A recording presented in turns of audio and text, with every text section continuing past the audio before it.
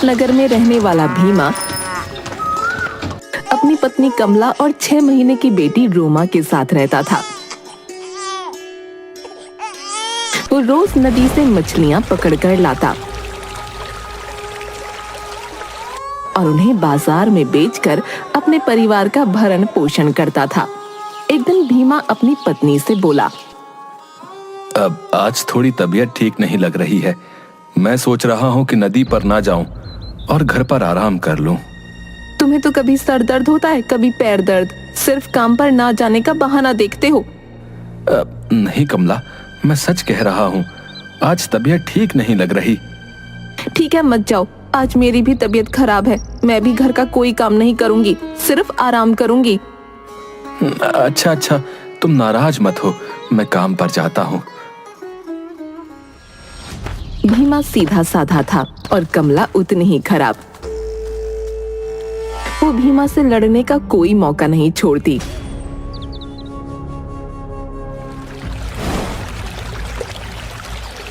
भीमा नदी के तट पर मछलियों के लिए जाल डालकर बैठा था और खुद से बातें कर रहा था। ना जाने कमला कब सुधरेगी। वो कभी मेरी तकलीफ नहीं समझती।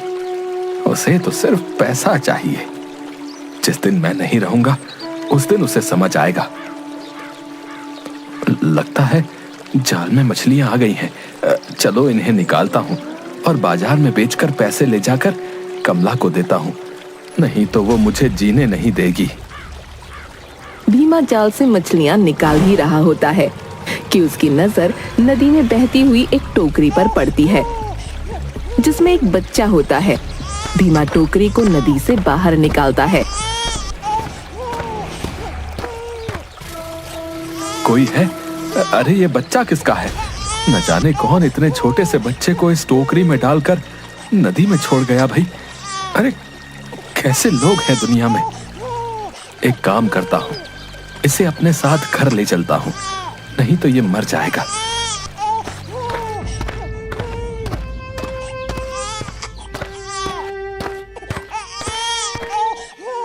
कमला कहाँ हो? देखो मैं क्या लाया हूँ। इतना शोर क्यों मचा रखा है? आज तुमने नदी से घर आने में देर कर दी। कब बाजार जाओगे? कैसे पैसे लेकर आओगे? तुम्हें तो सिर्फ पैसों की ही पड़ी रहती है। ये देखो, आज नदी में किसी ने इस छोटे से बच्चे को एक टोकरी में डालकर छोड़ दिया था। जिसका बच्चा है, अगर उसने छोड़ दिया तो तुम इसे क्यों ले आए? तुम कैसी बातें कर रही हो? अगर मैं इसे घर नहीं लाता तो क्या वहां नदी में मछलियों का चारा बनने के लिए छोड़ देता है? इस बच्चे को मछली खाए या शेर खाए, मुझे क्या करना है? इस मुसीबत को मैं ना रखूंगी अपने घर में। बहुत हो गया कमला, मैंने आज तक तुम्हारी हर बात मानी है और अब तुम मेरी एक बात ध्यान से सुनो। ये बच्चा इस घर में ही रहेगा और रोमा के साथ हम इसे भी पालेंगे। इस बारे में मुझे कोई बात नहीं करनी है। कमला ने भीमा को पहली बार इस तरह गुस्से में बात करते देखा था, इसलिए उसने कुछ नहीं कहा और बच्चे को रखने के लिए तैयार हो गई। भीमा ने बड़े प्यार से उस बच्चे का नाम सोमा रखा। धीरे धीरे समय के साथ रोमा और सोमा दोनों बड़े होने लगे। एक दिन, पिताजी, क्या मैं भी आपके साथ नदी पर मछलियां पकड़ने चल सकती हूँ? क्यों बेटा, तुम्हें मछलियां पकड़ना सीखना है? जी पिताजी, मैं भी आपकी तरह एक मछुआरा बनना चाहती हूँ। बेटा, अभी तुम छोटी हो। अभी तुम अपनी बहन रोमा के साथ खेलो। जब बड़ी हो जाना तब चलना। अगर जाना चाहती है तो आप ले क्यों नहीं जाते? अच्छा ही है, पिता का काम सीख लेगी तो आपका काम हल्का हो जाएगा। मुझे रोमा और सोमा दोनों को जो कुछ भी सिखाना होगा मैं खुद सिखा लूंगा। तुम्हें मुझे बताने की जरूरत नहीं है। मैं तो इसलिए कह रही थी कि अगर उसका मन है तो सिखा दो ना, लेकिन जैसा तुम्हें ठीक लगे। कमला सोमा को बिल्कुल पसंद नहीं करती थी, लेकिन भीमा की वजह से वो मजबूर थी। रोमा का स्वभाव उसकी माँ कमला की तरह था, जबकि सोमा स्वभाव में बिल्कुल भीमा जैसी थी, नेक दिल और दयावान। एक दिन अचानक भीमा की मृत्यु हो जाती है।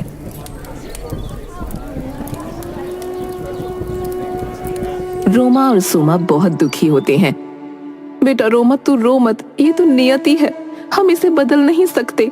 तुम्हारे पिता का साथ बस इतना ही लिखा था, तुम्हें हिम्मत रखनी होगी। हाँ माँ, लेकिन अब हम कैसे रहेंगे? हमारा घर कैसे चलेगा? पिताजी ही तो अकेले काम करने वाले थे।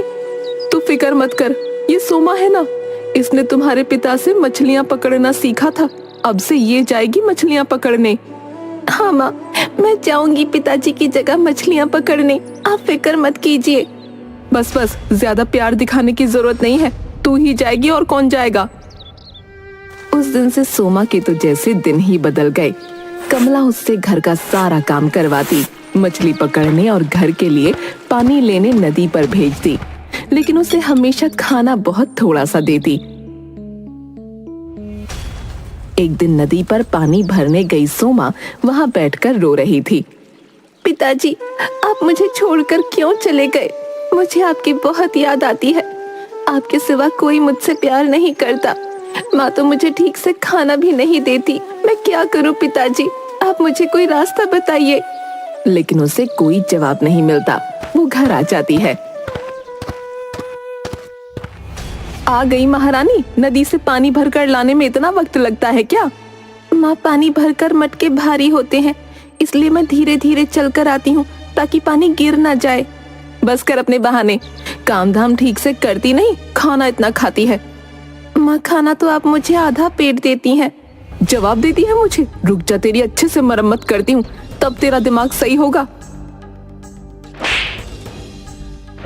और रोमा ये सब देखकर बड़ी खुश होती है। रोज सोमा नदी किनारे बैठकर पिता को याद करती और खूब रोती। एक दिन वो नदी किनारे बैठकर रो रही थी, तभी एक बूढ़ी औरत आती है। बेटा, क्या मुझे थोड़ा पानी पिलाओगी? हाँ अम्मा, जरूर पिलाऊंगी। आप पहले आराम से बैठ जाइए, मैं अपने घड़े से आपको पानी पिला देती हूँ। सोमा बूढ़ी औरत को उसकी इच्छा अनुसार पानी पिलाती है। तुम बहुत नेक दिल हो बेटी, तुमने मुझे पानी पिलाया, इसके बदले में मैं तुम्हें कुछ देना चाहती हूँ। मुझे कुछ नहीं चाहिए अम्मा। क्या तुम्हें किसी चीज की इच्छा नहीं? नहीं, मेरे पिताजी ने मुझे सिखाया था कि किसी की मदद बिना किसी लालच से करनी चाहिए। बूढ़ी औरत अपने दोनों हाथ जोड़ती है और वो एक परी बन जाती है। आप कौन हैं और ये आपने कैसे किया? सोमा, मैं इच्छा परी हूँ और मैं अपनी इच्छा से कोई भी रूप ले सकती हूँ। इच्छा परी? लेकिन आप मेरा नाम कैसे जानती हैं? सोमा, मुझे सब कुछ पता है। तुम रोज यहाँ बैठकर अपने पिता को याद करती हो और रोती हो, मैं सब जानती हूँ। मैं तुम्हें एक वरदान देती हूँ, आज के बाद तुम जब भी रोओगी तब तुम्हारी आंखों से आंसू की जगह हीरे जवाहरात गिरेंगे। लेकिन मैं उन हीरे जवाहरातों का क्या करूंगी? तो तुम्हें क्या चाहिए? मुझे कुछ नहीं चाहिए। ठीक है, मैं तुम्हें एक और वरदान देती हूँ। तुम्हारी आवाज कोयल जैसी सुरीली हो जाए, तुम्हारा गाना सुनकर इंसान अपने दुखों को भूल जाएगा। इतना कहकर परी गायब हो जाती है और सोमा पूरे रास्ते वो गाना गाती हुई अपने घर वापस आती है। उसे गाना गाना बहुत पसंद था और अब तो उसकी आवाज इतनी सुरीली हो चुकी थी कि वो खुद का ही गाना सुनकर खुश हो रही थी। घर आकर, आ गई महारानी, कहाँ लगा दी इतनी देर? माँ, आज नदी पर मुझे एक परी मिली थी। क्या बकवास कर रही है? भला परियां होती हैं? हाँ माँ, परियां होती हैं। अपनी बकवास बंद कर, घर का काम देख, घर कैसे गंदा पड़ा है। सोमा बर्तन साफ कर ही रही होती है कि उसके हाथ से एक कांच का बर्तन गिरकर टूट जाता है। कमला सोमा को 2 थप्पड़ लगाती है। सोमा रोने लगती है। उसकी आंखों से आंसू की जगह हीरे जवाहरात गिरने लगते हैं। ये क्या? इसकी आंखों से आंसू की जगह हीरे जवाहरात गिर रहे हैं? हाँ माँ, इसकी आंखों से तो आंसू की जगह हीरे जवाहरात गिर रहे हैं। बताइए कैसे हो रहा है सब? सोमा खुद को संभालती है। माँ, मैंने आपसे कहा था ना, आज मुझे नदी पर एक परी मिली थी। उस परी ने मुझे आशीर्वाद दिया कि अब से जब भी मैं रोऊंगी मेरी आंखों से आंसू की जगह हीरे जवाहरात गिरेंगे। रोमा, आज नदी पर पानी भरने तू जाएगी, वहाँ बूढ़ी औरत को पानी पिलाकर तू भी वरदान ले आना। मैं जाऊंगी नदी पर, लेकिन मटका बहुत भारी होता है, मैं कैसे उठाकर लाऊंगी? तो ये छोटा सा मिट्टी का बर्तन लेकर जा और बूढ़ी औरत को इससे पानी पिलाना। रोमा वो मिट्टी का बर्तन लेकर नदी किनारे जाती है। परी अपने असली रूप में ही रोमा के सामने आती है। बेटा मुझे पानी पिला दो। नहीं नहीं, ये पानी तो बूढ़ी औरत के लिए है, मैं उसका इंतजार कर रही हूँ, उसे ही पानी पिलाऊंगी। तुम कितनी बदतमीजी से बात करती हो, क्या तुम्हारे घर वालों ने तुम्हें तमीज नहीं सिखाई?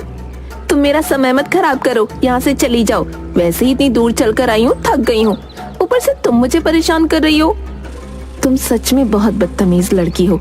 मैं बद्दुआ देती हूँ, अब से जब तुम अपना मुंह खोलोगी तुम्हारे मुंह से कौवे की आवाज निकलेगी। परी गायब हो जाती है। रोमा रोती रोती घर जाती है। क्या बात है बेटा, तुम रो क्यों रही हो? रोमा जैसे ही मुंह खोलती है कौवे की आवाज आने लगती है।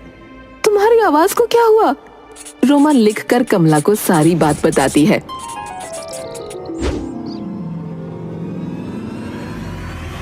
ये सब इस सोमा की वजह से हुआ है, इसने हमें पूरी बात नहीं बताई होगी, ये जानबूझकर ऐसा करती है।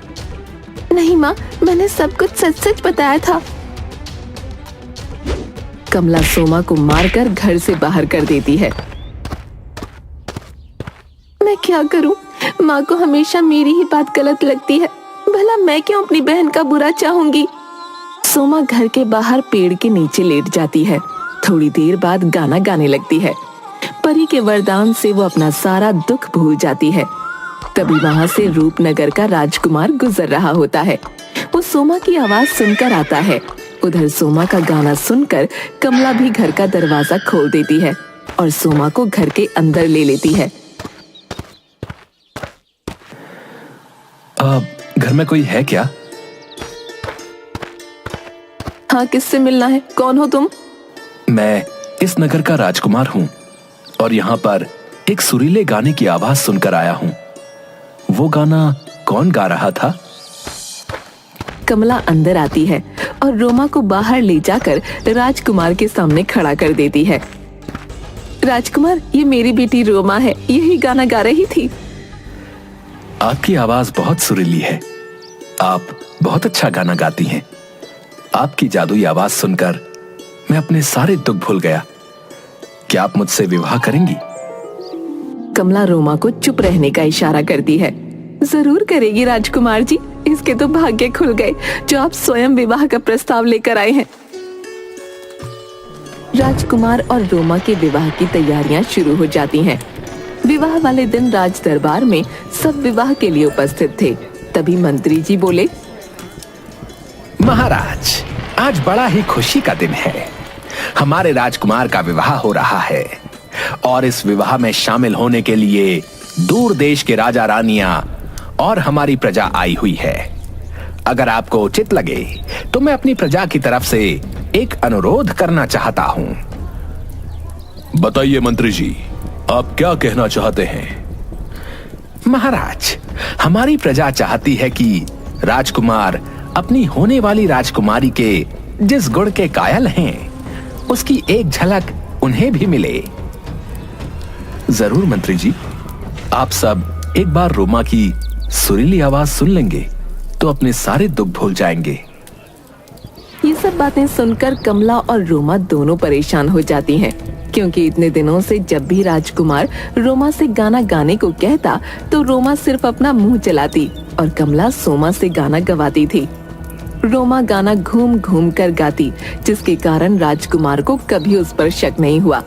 पर आज उसकी पोल खुलने वाली थी। महाराज, इतने बड़े राज्य के राजकुमार की होने वाली पत्नी अपनी प्रजा के सामने गाना गाए, क्या ये उचित लगता है आपको? बिल्कुल उचित है। हम अपनी प्रजा को हमेशा अपने परिवार की भांति मानते हैं और अगर हमारी होने वाली वधू अपने परिवार के सामने अपने गुण को प्रस्तुत करेगी तो इसमें कोई शर्म की बात नहीं है। रोमा चुप थी। तभी, महाराज, प्राणों के लिए जीवन दान मांगता हूँ, लेकिन ये लड़की और इसकी माँ दोनों ही झूठे हैं। ये कभी किसी के सामने गाना नहीं गाएगी। मंत्री जी, आप क्या कहना चाहते हैं? महाराज, जब राजकुमार ने हमें इस लड़की के बारे में बताया तो मेरे मन में भी इस बात को परखने की उत्सुकता हुई। कि क्या सच में किसी की आवाज में इतना जादू हो सकता है कि उसकी आवाज सुनने मात्र से हम अपना दुख भूल जाएं? बस अपनी यही उत्सुकता शांत करने के लिए मैं इस लड़की के घर गया, परंतु मैंने वहां जो देखा वो देखकर तो मेरे होश ही उड़ गए। आपने क्या देखा मंत्री जी? महाराज, ये लड़की तो बोलती भी कौवे जैसा है, इसकी आवाज कौवे जैसी है। मंत्री जी, ये आप क्या कह रहे हैं? मैंने खुद रोमा की आवाज सुनी है, और एक बार नहीं कई बार सुनी है। ये बहुत सुरीला गाती है। राजकुमार, मुझे क्षमा कीजिएगा, परंतु आपने जो आवाज सुनी वो रोमा की नहीं बल्कि इसकी बहन सोमा की थी। मैं सच कह रहा हूं, रोमा तो कौवे की आवाज में बोलती है। महाराज रोमा को बोलने का आदेश देते हैं।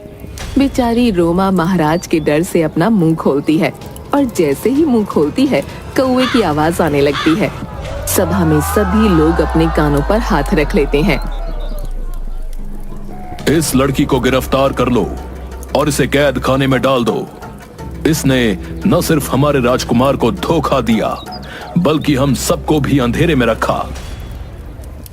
महाराज, मैं आपके हाथ जोड़ती हूँ, भगवान के लिए मेरी बहन को माफ कर दीजिए और इसे कैद खाने में मत डलवाइए। ये सब मेरी गलती है। तुम्हारी गलती कैसे है? अगर मैं गाना नहीं गाती तो राजकुमार को ये धोखा कभी नहीं होता। इसलिए अगर आपको सजा देनी है तो मुझे दीजिए, पर मेरी बहन को छोड़ दीजिए। तुम इस राज्यसभा में गाना गाओ, क्या पता तुम भी झूठ ही बोल रही हो। सोमा गाना गाना शुरू करती है और थोड़ी देर में महाराज, राजकुमार और साथ साथ वहां उपस्थित सारे लोग अपना सारा गुस्सा और तकलीफ भूल जाते हैं। राजकुमार, तुमने जो कहा था वो बिल्कुल सत्य था। इस लड़की की आवाज तो वाकई बहुत सुरीली है, और इसकी आवाज सुनते ही हम सारी बातों को जैसे भूल गए। महाराज, अब तो आप मेरी बहन को आजाद कर देंगे। हम तुम्हारी बहन को आजाद कर देंगे, परंतु अब हम तुम्हारी बहन रोमा की जगह तुम्हारे सामने अपने पुत्र के विवाह का प्रस्ताव रखते हैं। क्या तुम्हें ये विवाह स्वीकार है? सोमा माँ की तरफ देखती है।